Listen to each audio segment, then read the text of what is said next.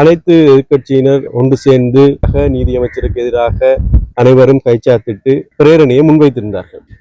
அவசரமாக இந்த நம்பிக்கையில்லா பிரேரணையை அவர்கள் சமர்ப்பித்திருந்தார்கள். இறுதியிலே நம்பிக்கையில்லா பிரேரணையை தோற்கடித்தவர்களாக எதிர்க்கட்சியினர் இருக்கின்றார்கள். சஜித் பிரேமதாச அவர்கள் தனக்கு இருக்கின்ற தலைமத்துவத்தை கேள்விக்குறிக்காக்கின ஒரு நம்பிக்கையில்லா பிரேரணையாக போன்றுதான் இன்றைய அமைந்திருந்த நம்பிக்கையில்லா பிரேரணை இருந்தது.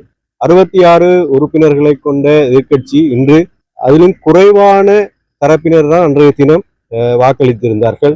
இன்றைக்கு எதிர்க்கட்சி தலைவரது செயற்பாடுகள் தொடர்பாக அவர்களுக்கே நம்பிக்கை இல்லாமல் இருக்கின்றது. சரியான முறையில் தனது வகைபாகத்தை மேற்கொள்ள முடியாத ஒரு நிலைமையிலே எதிர்க்கட்சி தலைவர் இன்று தனது இயலாத்தன்மையை வெளிப்படுத்தியிருக்கின்றார். ஆகவே தோல்வி கண்ட ஒரு எதிர்க்கட்சியாக இன்றைக்கு எதிர்க்கட்சி இருக்கின்றது.